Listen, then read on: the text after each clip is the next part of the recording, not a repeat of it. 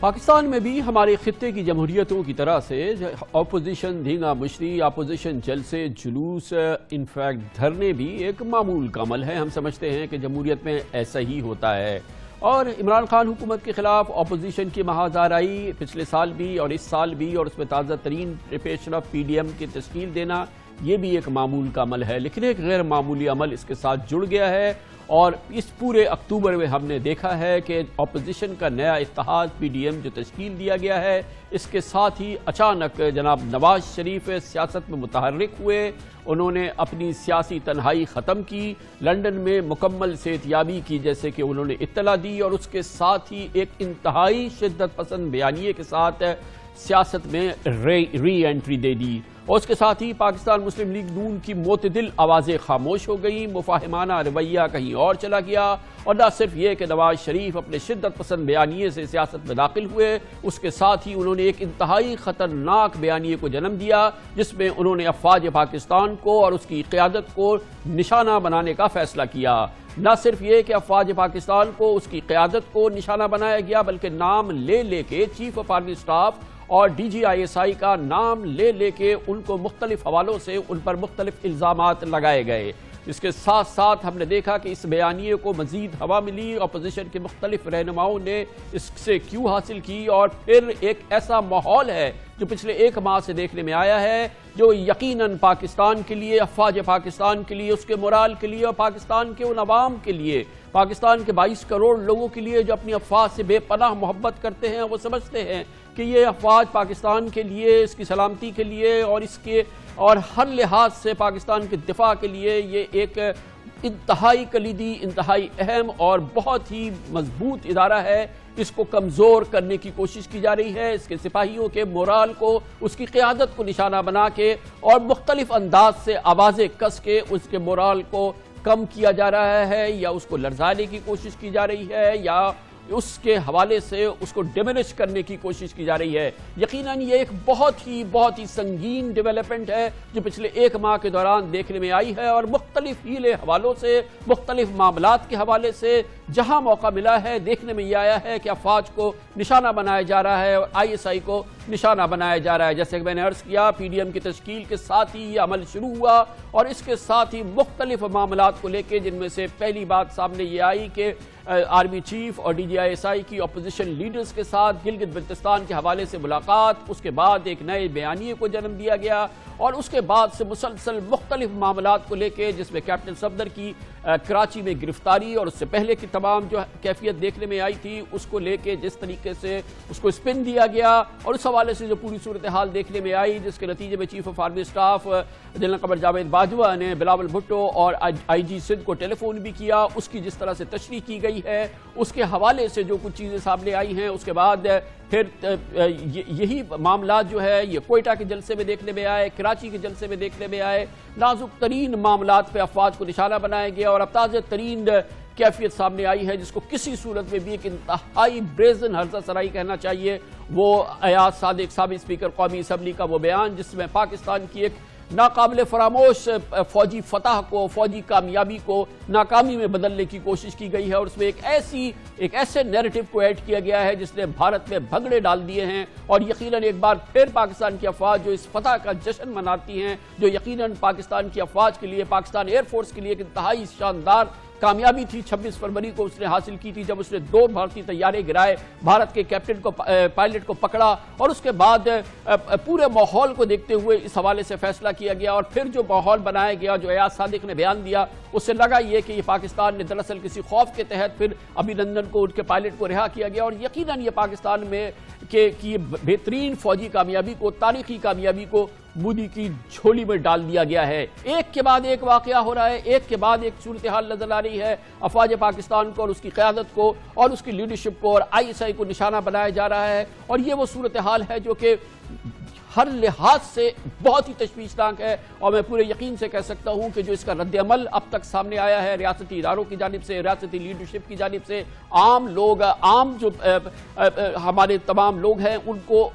وہ یہ سمجھتے ہیں کہ یہ ہم پلہ نہیں ہے، جس طرح کا یہ ایک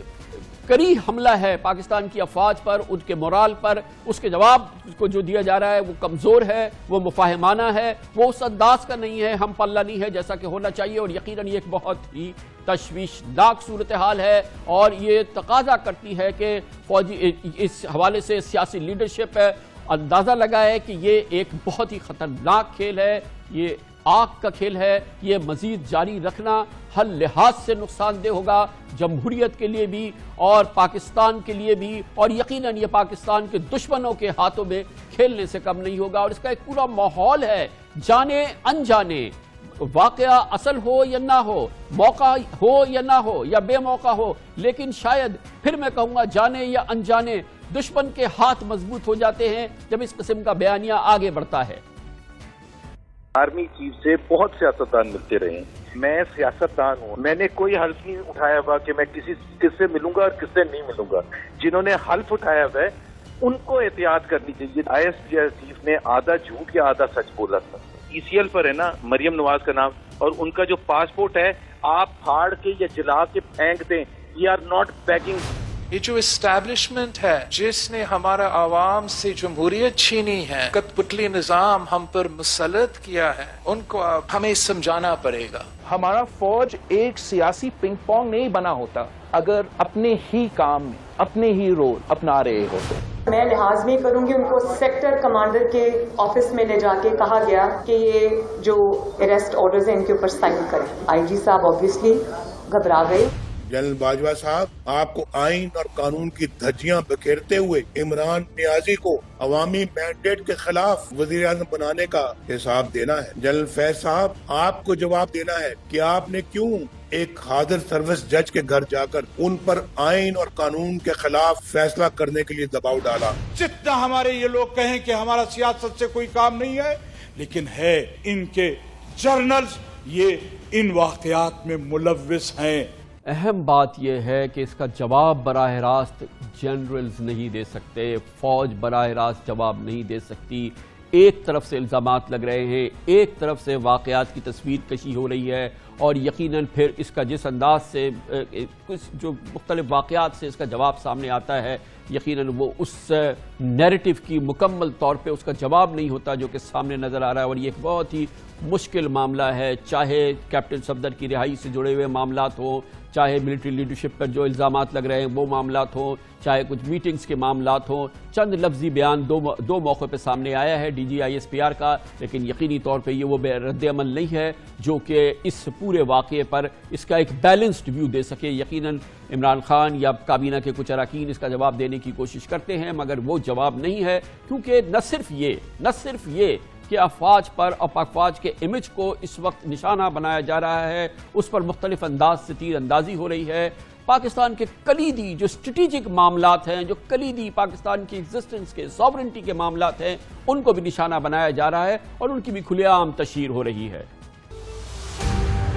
روزانہ 80,000 افراد صبح جاتے تھے، شام کو گھر آتے تھے۔ اب اس پہ پابندیاں لگائی جا رہی ہیں۔ یہ پابندیاں ہمیں منظور نہیں ہے۔ ہم اپنے زمینوں میں پاسپورٹ لے کر، ویزا لے کر نہیں جائیں گے۔ اگر ہمیں مجبور کیا گیا، ہم دونوں طرف کے پشتونوں سے کہیں گے کہ اس تار کو کار پھینکو، اس تار کو تار پھینکو، جدھر پھینکنا ہے وہاں پھینکو۔ ہم چاہتے ہیں بلوچستان ایک آزاد ریاست ہو۔ آج بلوچستان کا ماحول ایسا ہی ہے جیسے آپ کسی پسماندہ علاقے میں آ گئے ہیں۔ ان الزامات کا بھی جواب نہیں ہو سکتا، نہ اس انداز سے اس کا جواب دیا جا سکتا ہے۔ دوسرا نیریٹو پاکستان کے عوام کے سامنے نہیں ہے، اسی لیے پوری کیفیت اس کا تقاضا یہ ہے کہ ہر جانب سے ہوش مندی سے کام لیا جائے۔ پاکستان کے کلیدی مسائل کے حوالے سے، اسٹریٹجک معاملات کے حوالے سے، افواج پاکستان کے حوالے سے، یہ وہ چیزیں ہیں جو کہ نان کمپرومائزنگ ہیں، اس پہ کسی قسم کی نہ مفاہمت ہو سکتی ہے اور نہ ہی کوئی کمپرومائز ہو سکتا ہے۔ یہ تو ہر پاکستانی کی جان ہے، پاکستان کے تشخص کی علامت ہے، پاکستان کے تحفظ کی جان ہے۔ اس پہ اگر ہم اس انداز سے حملہ آور ہوں گے تو یقیناً یہ ہم دشمن کے ہاتھوں میں کھیلنے کے مترادف یہ معاملہ ہوگا، اور پھر سب سے بڑا اس کا اثر ہوتا ہے ان 5-7 لاکھ لوگوں پہ جو کہ پاکستان کے دفاع پر اپنی جان چھلکنے کے لیے تیار رہتے ہیں، جو کہ اپنے کمانڈر کے ایک حکم پر اپنی جانیں دے دیتے ہیں، جو اپنے کمانڈر کو کا حرف آخر سمجھتے ہیں، یہ جو تشخیص کرنے کی کوشش کی جا رہی ہے، یہ جس انداز سے اس وقت افواج پاکستان کے امیج پر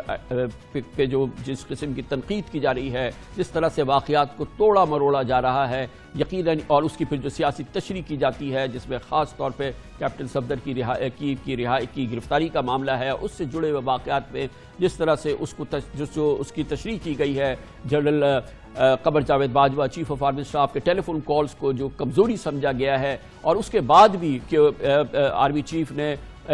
ایک مطالبے کے بعد بلاول بھٹو کے مطالبے کے بعد کور کمانڈر کی ایک انویسٹیگیشن کمیٹی بھی بنائی اور اس کو پورے معاملے کو پروب کرنے کے لیے کہا گیا، سندھ حکومت نے اس کے اوپر اپنی ایک وزارتی کمیٹی بھی بنا دی اور کہا کہ ہم اپنی تحقیقات کریں گے۔ گویا کہ یہ پورا ماحول جو ہے وہ تقاضا کر رہا ہے اس بات کا کہ اب بھی ہوش سے کام لینا ہوگا، دیکھنا ہوگا کہ کیا صحیح ہو رہا ہے، کیا غلط ہو رہا ہے، اور کس چیز کے پاکستان کی سلامتی پہ اثرات ہیں، اور یہ بہتر یہی ہے کہ اس کو اچھی طرح سے سمجھ لیا جائے اور یہ بھی دیکھا جائے کہ اب تک اس پورے نیریٹو کا جو رد عمل سامنے آیا ہے ریاستی لیڈرشپ کی جانب سے، وہ نہیں سمجھا جا رہا کہ وہ کافی ہے یا وہ ہم پلہ ہے یا وہ متوازی ہے۔ لیکن بہرحال دیکھنا یہ ہے کہ یہ صورتحال کس جانب آگے بڑھتی ہے۔ یقیناً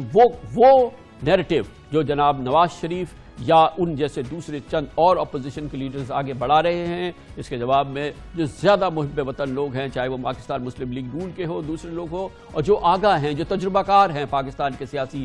ماضی کے، وہ اس پورے ماحول کو سنبھالنے کی کوشش کریں گے اور اس بات کو یقینی بنائیں گے کہ جمہوریت کے لحاظ سے عمران خان حکومت کی مخالفت ایک الگ معاملہ ہے، اپوزیشن کا اپنا رول ایک الگ معاملہ ہے، لیکن اس کو دوسرے رخ پہ لے جانا، دوسری طرف اس ماحول کو ہوا دینا، یقیناً یہ پاکستان کے لیے، پاکستان کی سالمیت کے لیے یہ سازگار نہیں ہوگا، پھر اس کا رد عمل ہوگا جو شاید سب کو پسند نہ آئے۔ اس میں